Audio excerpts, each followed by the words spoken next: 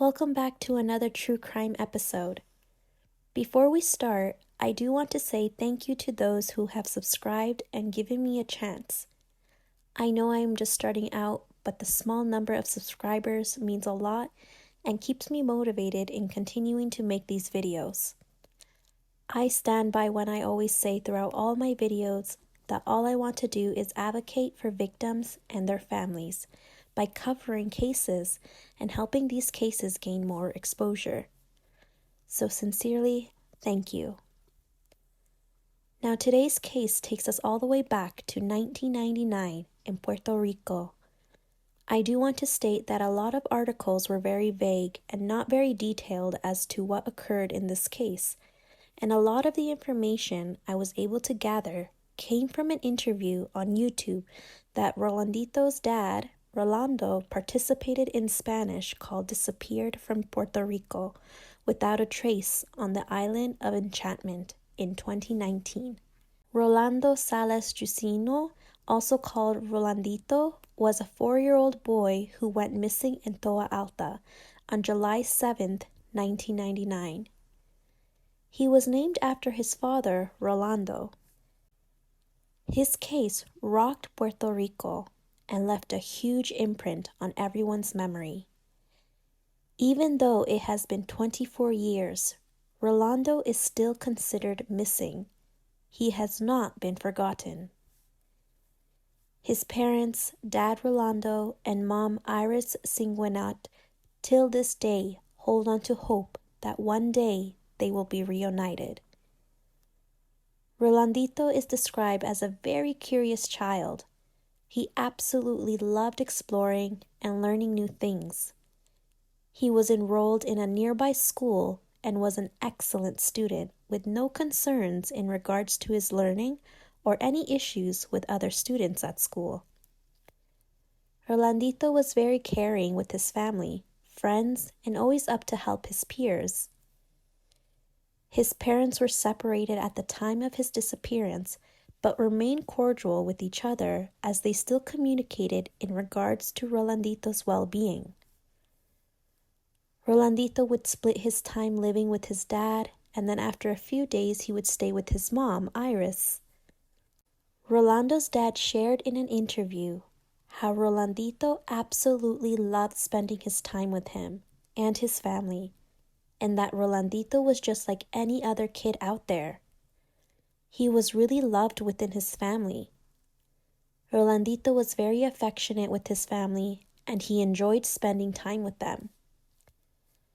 The day before Rolandito's disappearance, he had just spent time with his dad and family when Mom Iris called to see if she could pick up Rolandito at approximately 7 p.m. as she planned to visit the beach with Rolandito and other family members.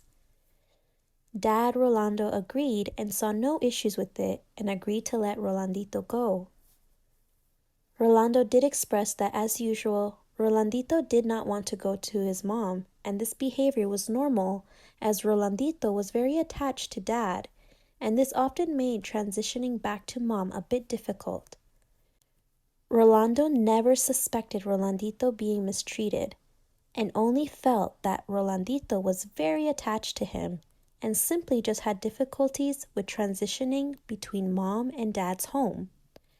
This, of course, can be quite common against children of separated parents, especially for very young children. Rolandito was only 4 years old and had to adjust between two homes. Moreover, Rolando and Rolandito said their goodbyes, and Rolandito left with his mom. Rolando had no idea that this would be the last time he would see his son. The next day, at around 7 p.m., Rolando receives a call from Rolandito's mom, Iris, that she was unable to locate Rolandito and that police were present attempting to help locate him.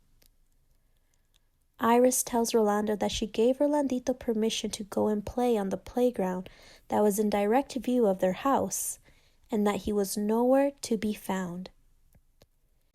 It seems that Rolandito's uncle from Mom's side was checking in on Rolandito from the front of the house as he was cutting the grass. The uncle stepped inside for a short moment, and when he returned, Rolandito was no longer in sight. Once Iris finishes informing Rolando immediately informs his brother, Rolandito's other uncle from dad's side, and both Rolando and his brother make their way to the park in Colinas del Plata in Toa Alta to meet Iris and help with the search. Once this phone call was over, Rolando never thought anything bad had happened to Rolandito. Initially, he thought that perhaps Rolandito met another friend and ended up going over to a friend's house. But as the evening went on and still no signs of Rolandito, it became clear that something was wrong. Rolandito did have asthma, so it was believed for a very short time that perhaps he may have collapsed somewhere due to an asthma attack. But this was ruled out as there were no visible signs of Rolandito, and there was a witness to Rolandito leaving the park. It appears that the little boy that was playing with Rolandito was familiar with Rolandito's family members. He claims that Rolandito had left the playground with his dad. However, Rolando, Rolandito's biological father, has never met this child and hasn't been around the area. It seems like Iris would travel to Rolando to drop off Rolandito. So to this 5-year-old boy, the witness may have assumed that Rolandito's stepdad was actually Rolandito's dad, as this child had seen Rolandito with his stepdad several times before. I will be referring to Rolandito's stepdad as Stepdad, and I will be refraining from saying his real name, as I was unable to find any statement given by the Puerto Rico Police Department that he was named a suspect. These upcoming claims of Rolandito's stepdad as a suspect came from statements given by both Rolandito's dad, Rolando, and mom, Iris. So for legal purposes, I will be referring to Stepdad as Stepdad. In an interview, Rolandito's dad claimed that Iris had called the stepdad and asked him to return Rolandito, but it's unclear if the stepdad actually said if he had Rolandito, but that he responded agreeing to return back to the area. Now, in regards to Iris asking for the stepdad to return, it seems that the stepdad had made an earlier visit to Iris's home. Iris was returning home and was in shock to see her ex-partner talking with her neighbor. The reason for Iris being so surprised was that Iris had a protection order on the stepdad due to domestic abuse and SA that had happened between them several times. So the stepdad was not even allowed to be near her and had an order of protection against him. It's clear that he was disregarding this order, and the reason for this visit was because he said he wanted to drop off an item. While dropping off this item, the stepdad also asked Iris if he could take Rolandito out for a short moment to take him shopping for a new bike. Iris says no to him and he leaves. While Iris was having this discussion with the stepdad, Rolandito was at the park playing. Now back to this phone call that happened a very short time after Rolandito went missing. Dad Rolando claims that the stepdad did agree to return back to the house, but that he took a while to return, which he found strange. After this, the investigation basically goes cold, at least publicly. The Puerto Rico Police Department has not shared much details pertaining to the disappearance of Rolandito, or if they have any persons of interest in this case. The director of Interpol was asked once by Primera Hora, a news report, if they had interviewed Rolandito's stepdad, to which the director responded with, quote, "I can't answer that question. I can't go into those details," quote. Not only does Dad Rolando believe that the stepfather may have had some kind of involvement, but Rolandito's mom Iris believes it too. Another interesting piece of information that's been shared that several inmates came forward after hearing the stepdad while incarcerated, claiming he unalived Rolandito and buried him on a farm. And another inmate stated the stepdad said he threw him off a bridge, but these stories were never verified. It seems that Rolandito's stepdad did relocate to Florida. Based on an article, it states that the stepdad was arrested on June 16, 2014, but not for any charges pertaining to Rolandito. It appears that the stepdad returned to Puerto Rico without permission from his probation officer. Therefore, he violated the terms of his probation. The stepdad was placed on probation due to stealing items from a Kmart store and was sentenced to 2 years of probation. He was extradited back to Florida from Puerto Rico. This wasn't the first run-in with law enforcement that the stepdad had. He already had an order of protection in place against him from IRIS, and according to an article, he was serving a 10-year sentence on parole for domestic violence that happened in 1999. It's unclear of the terms and other conditions of this sentence.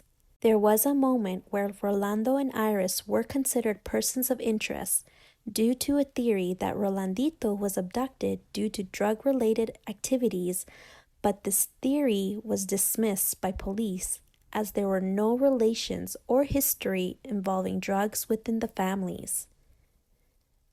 Authorities have received tips in regards to possible sightings of Rolandito in the Dominican Republic, Spain, and in the United States, such as New York and New Jersey. Moreover, there was a resident that was searched by the Puerto Rico police in Toa Alta. It's unclear as to what led authorities to this place, but this place was located very close to the playground where Rolandito disappeared, but nothing came from this search. So this does continue to bring in hope and confirmation that authorities are still investigating any leads that come their way. Even though Rolandito's case was well known in Puerto Rico and gained media coverage in other Latin American countries, I do feel that due to language barriers, it lacked coverage internationally, which is important because, as said before, there were possible sightings of him in New York and New Jersey, which were never confirmed if it was or was not him. In 2001, there was a car company that produced many models of police cars in Puerto Rico that included trading cards. This car company provided more exposure for Rolandito by including information about Rolandito within the boxes of models. Another person who brought back attention to Rolandito's case was a well-known artist named Bad Bunny, who also grew up in Puerto Rico, almost 30 minutes away from Toa Alta, in a city named Almirante Sur. He named a song RLNDT, which referred to Rolandito's case by using a metaphor of how lost he felt after quickly rising to fame in such a short time frame. He included a line referencing Rolandito, quote, "And I do not know if they kidnapped me or I'm lost," quote. This news was a surprise to Rolandito's family. Dad Rolando shared that he is immensely grateful to Bad Bunny for this gesture, which clearly left an impact on Bad Bunny's memories, and used it to help bring back Rolandito's name and case to light. It has been stated that the investigation is still ongoing and Rolandito is believed to still be alive. Rolando has expressed that the protocol for authorities hasn't been the best throughout the investigation, but with continuous communication and spreading awareness, he remains hopeful that authorities will continue investigating and trying to find Rolandito. As time went on, Rolandito's parents remained in Puerto Rico, never giving up hope of reuniting with Rolandito. Whenever possible, Rolando and Iris always advocate for their son through interviews and a Spanish Facebook group called, quote, Rolandito Salas Toa Alta te extraño, quote. His mom continues to always think about him and said, quote, we love him. We haven't stopped looking for him. Let him go to the police and give his full name, quote. Dad Rolando says, quote, we are clear. We have always had faith in God that Rolandito is alive and we are looking for him alive. Every day you think about Rolandito. Yes, I am very positive. I have faith in God and we know that yes, we are going to have it, quote. Rolando was born on October 12, 1994, and if he is still alive, he would be 29 years old today. The last time he was seen playing on the playground, he was wearing a green t-shirt, dark shorts, and black and white sneakers. Rolandito was diagnosed with asthma at the time. He is African American Hispanic and had black hair, brown eyes, and was able to speak Spanish. His blood type is O positive. It has been publicly shared that if Rolandito is alive today, that he may not even know what happened to him as he was so young, and that whomever has him may have told him that his biological parents have passed away. My heart goes out to Rolandito's family. The pain must be unimaginable. It's been over 24 years now, and there's really not much confirmation on the whereabouts of Rolandito, only that authorities have shared that they have no evidence to believe that he is unalive. I truly hope this case can be solved over time and with much more exposure, especially with more exposure internationally. I'm deeply sorry for this to have happened, and I pray that Rolandito is found so the family can be reunited and have closure. It's very clear that Rolandito was loved and was adventurous. He loved his family and he loved playing, so for him to be taken away at such a young age is not right or fair to Rolandito or his family.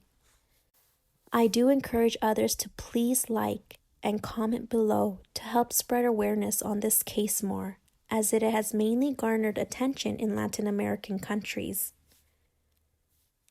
That's all I have in the case of Rolandito. I love to hear your feedback and questions that you still may have. Comment if there is any possible information that I may have missed, as I did my very best to conduct a deep research. A kind reminder to please be mindful of negative comments, as these are real people's lives. All I want to do is bring light to cases that are not always talked about and advocate for victims and their families. Please like, comment, and subscribe. Until the next case, please stay safe, look out for one another, and always spread kindness.